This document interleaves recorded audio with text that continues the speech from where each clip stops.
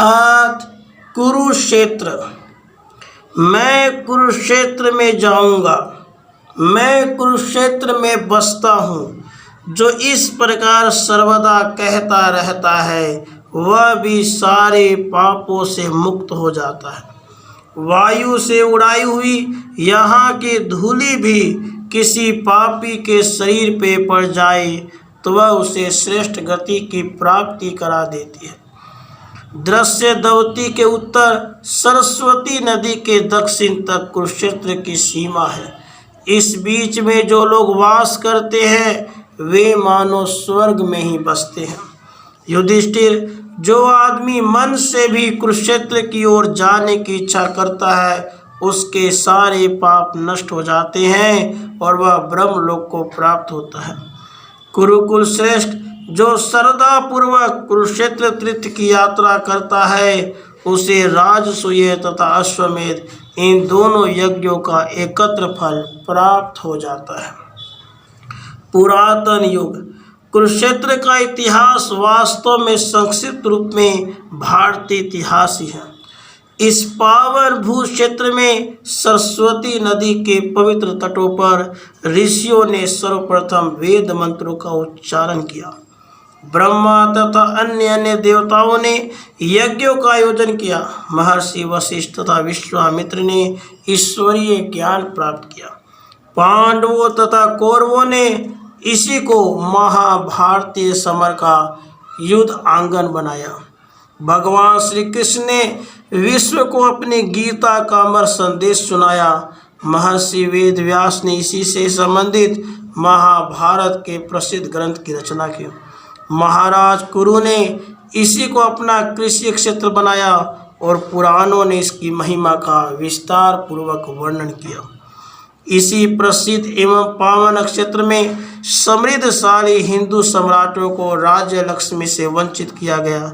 मुसलमान बादशाहों के विशाल साम्राज्य मिट्टी में मिला दिए गए। मरहठों तथा सिखों की सुदृढ़ शक्तियों का यहीं पर पतन हुआ। प्रत्येक युग में महाराजाओं तथा साम्राज्यों के उत्थान तथा पतन का इतिहास इसी क्षेत्र में मानव रक्त से लिखा गया। प्राचीन कुरुक्षेत्र न एक पवित्र सरोवर था, न केवल एक शहर, बल्कि एक विस्तृत भू क्षेत्र था जिसमें बहुत से शहर तथा गांव आबाद थे। यह लगभग 50 मील लंबा तथा इतना ही चौड़ा था। यह दक्षिण में वर्तमान पानीपत तथा जींद स्टेट तक, पश्चिम में वर्तमान पटियाला स्टेट तक, पूर्व में यमुना तथा उत्तर में सरस्वती नदी तक फैला हुआ था। यजुर्वेद ने इसे इंद्र, विष्णु, शिव तथा अन्य अन्य देवताओं की यज्ञ भूमि बताकर वर्णित किया है। कौरवों तथा पांडवों के पूर्वज महाराज कुरु के यहाँ आने से पूर्व यह ब्रह्मा की उत्तर वेदी के नाम से विख्यात था। इसका सुविस्तृत वर्णन वामन पुराण में मिलता है। कहा जाता है कि महाराजा कुरु ने इस क्षेत्र को आध्यात्मिक शिक्षा का विशाल केंद्र बनाया। वामन पुराण के 22वें अध्याय में इसकी उत्पत्ति के वर्णन में कहा गया है कि महाराज कुरु ने पावन सरस्वती नदी किनारे इस स्थान पर आध्यात्मिक शिक्षा तथा अष्टांग धर्म की कृषि करने का निश्चय किया। राजा यहाँ स्वर्ण रथ में बैठकर आए तथा उस रथ के स्वर्ण से कृषि के लिए हल तैयार किया। उन्होंने भगवान शिव तथा यमराज से क्रमशः वृषभ तथा महिष भैंसा लेकर खेती आरंभ की। उस समय देवराज इंद्र ने आकर राजा कुरु से प्रश्न किया, राजन क्या करते हो? राजा ने निवेदन किया, मैं अष्टांग धर्म की कृषि के लिए जमीन तैयार कर रहा हूँ। इंद्र ने पुनः कहा, राजन बीज कहाँ है? राजा कुरु ने निवेदन किया, देवेंद्र बीज मेरे पास है। देवराज इंद्र हंसने लगे तथा अपने स्थान को लौट गए। राजा निरंतर 7 कोस भूमि कृषि के लिए प्रतिदिन तैयार करते थे। कहा जाता है इस प्रकार उन्होंने 48 कोस भूमि तैयार की। उस समय भगवान विष्णु वहां पधारे तथा उन्होंने भी राजा कुरु से प्रश्न किया, राजन क्या कर रहे हो? राजा ने इंद्र के प्रश्न करने पे जो उत्तर दिया था वह इनसे भी निवेदन कर दिया। भगवान विष्णु ने कहा, राजन, आप बीज मुझे दे दें, मैं उसे आपके लिए बो दूंगा। इतना सुनकर राजा कुरु ने यह कहते हुए कि बीज मेरे पास है, अपनी दाहिनी भुजा फैला दी। भगवान विष्णु ने अपने चक्र से उसके सहस्र टुकड़े किए तथा उन टुकड़ों को कृषि क्षेत्र में बो दिया। इसी प्रकार राजा ने बीजारोपण के निमित्त अपनी बाई भुजा, दोनों पैर तथा अंत में अपना सिर भी भगवान विष्णु को समर्पित कर दिया। भगवान विष्णु ने राजा से अत्यंत प्रसन्न होकर उनसे वर मांगने को कहा। राजा ने निवेदन किया, हे भगवान, जितनी भूमि मैंने जोती है वह सब पुण्य क्षेत्र, धर्म क्षेत्र होकर मेरे नाम से विख्यात हो। भगवान शिव समस्त देवता सहित वहाँ वास करें तथा यहाँ किया हुआ स्नान, उपवास, तप, यज्ञ, भूमि, शुभ अशुभ जो भी कर्म किया जाए वह अक्षय हो जाए। जो भी वहाँ मृत्यु को प्राप्त हो वह अपने पाप पुण्य के प्रभाव से रहित होकर स्वर्ग को प्राप्त हो। भगवान ने तथास्तु कहकर राजा के वचनों का अनुमोदन किया। महाभारत में आता है, पावन सरस्वती नदी के तट पर ऋषिगण अपने आश्रमों में सहस्रों विद्यार्थियों सहित निवास किया करते थे। ऋषि आश्रम ही धर्म तथा संस्कृति की शिक्षा के सर्वोत्तम केंद्र थे। वहीं यह भी कहा गया है, युद्ध की इच्छा से कौरवों एवं पांडवों की विशाल सेनाएं क्रमशः पूर्व एवं पश्चिम की ओर से इस सम्रांगण में प्रविष्ट हुई तथा उनमें 18 दिनों तक भीषण संग्राम होता रहा। इसी ग्रंथ के 20वें पर्व में प्रमाणित होता है, युद्ध के प्रथम दिवस ही जब पांडवों के वीर सेनानी महारथी अर्जुन ने अपने ही भाई बंधुओं को दोनों पक्षों की ओर से युद्ध के लिए तैयार देखा, तब युद्ध में कुल संहार के भयंकर परिणाम को सोचकर वे कर्तव्य विमुख हो गए तथा उन्होंने युद्ध करने से इनकार कर दिया।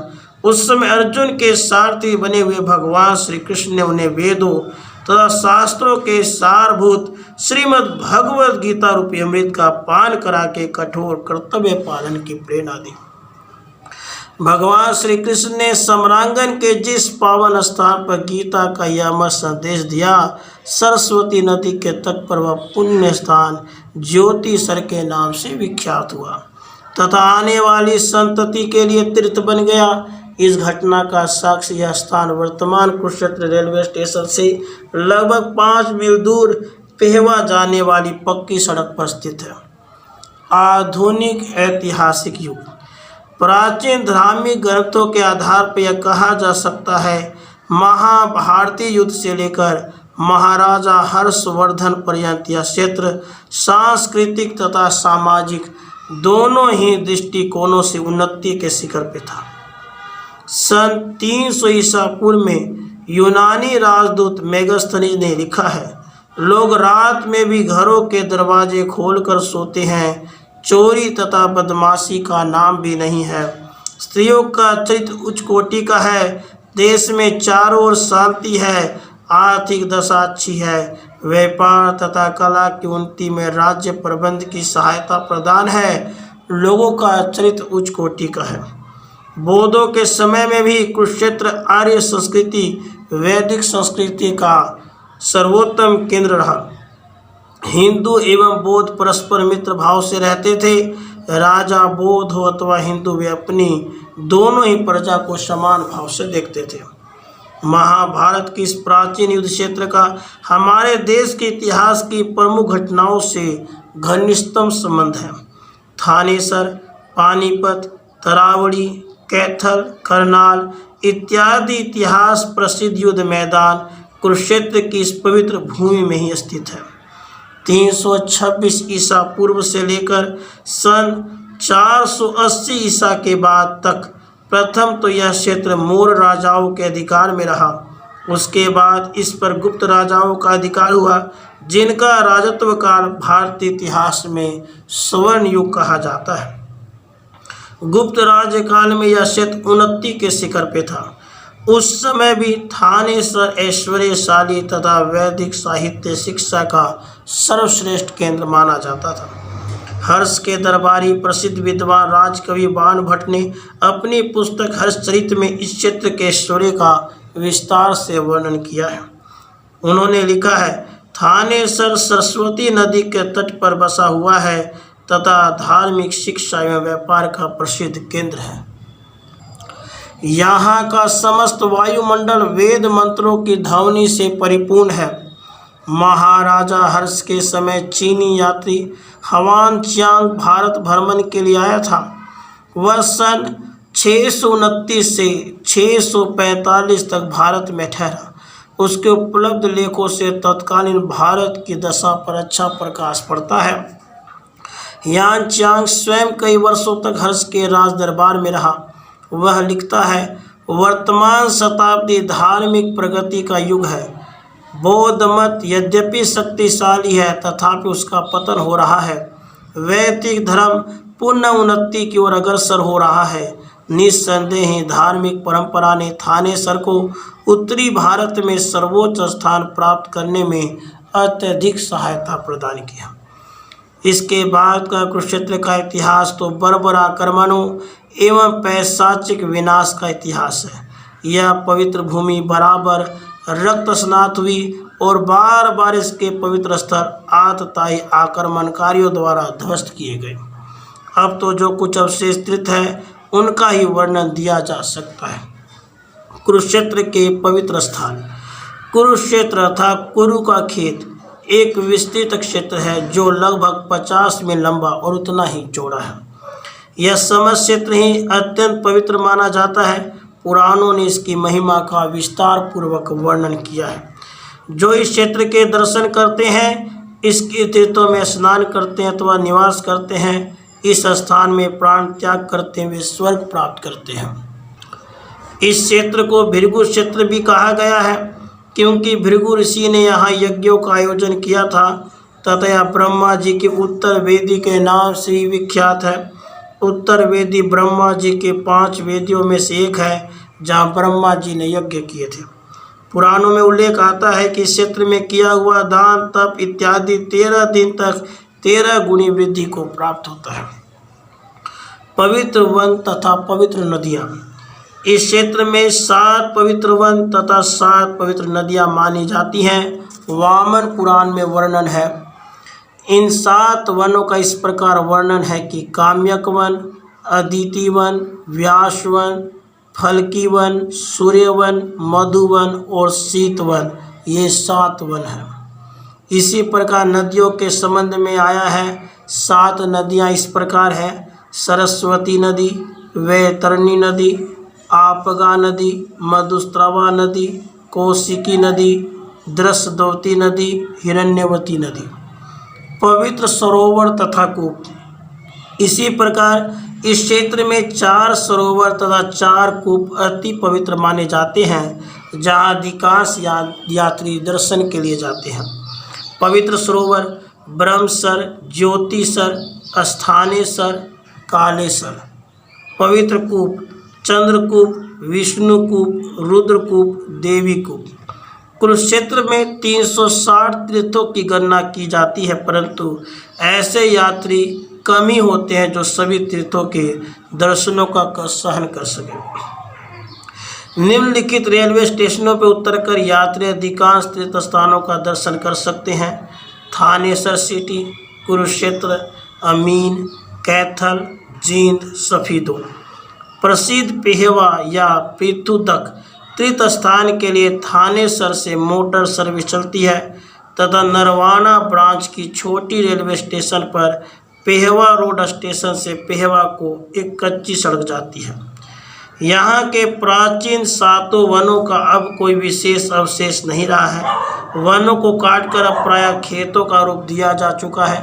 अब तो उनकी सीमाओं तथा स्थानों का सही पता लगाना भी असंभव सा हो गया। फिर भी उन वनों के स्थानों पर उनके नाम से वहाँ गांव बसे हुए हैं जिनसे इस बात का पता चलता है कभी यहाँ ये पवित्र वन थे। वनों की पहचान अब इस प्रकार की जाती है। पहला काम्यक वन। यहाँ पर कमोदा ग्राम है तथा काम्यक तीर्थ भी है। यह ज्योतिसर से लगभग 3 मील दूर पेहवा जाने वाली सड़क के दक्षिण में है। दूसरा अदिति वन। यहाँ पर अमीन ग्राम है तथा अदिति तीर्थ भी है। अमीन कुरुक्षेत्र से 5 मील दूर देहली अम्बाला रेलवे स्टेशन पर स्थित है। तीसरा ब्यासवन, यहाँ पर वारसा ग्राम है जो करनाल से कैथल जाने वाली सड़क के दक्षिण में है। चौथा फलकी वन, यहाँ पे फरल ग्राम है तथा प्रसिद्ध फल्गु तीर्थ है। यह पेहवा रोड रेलवे स्टेशन के समीप है। पांचवा सूर्यवन, यहाँ संजुमा ग्राम है तथा सूर्य कुंड तीर्थ है। छठा मधुवन, यहाँ पर मोहिना ग्राम है। यह करनाल से कैथल जाने वाली सड़क के दक्षिण में स्थित है। सातवां शीतवन, यहाँ पर सीवन ग्राम है जो कैथल तहसील में है। इसी प्रकार पवित्र नदियाँ भी कोई अच्छी हालत में नहीं है, उनके प्रवाह बंद हो चुके हैं। सिवा सरस्वती नदी के अन्य नदियों के स्थान का पता लगाना भी असंभव हो चुका है। सरस्वती नदी में बरसात के मौसम में कहीं कहीं पानी बहता है तथा अन्य ऋतुओं में वह भी सूख जाती है। यह बरसात के समय में थानेसर, नरकाताई, ज्योतिसर तथा पेहवा आदि स्थानों में बहती है। राधे कृष्ण, राधे कृष्ण।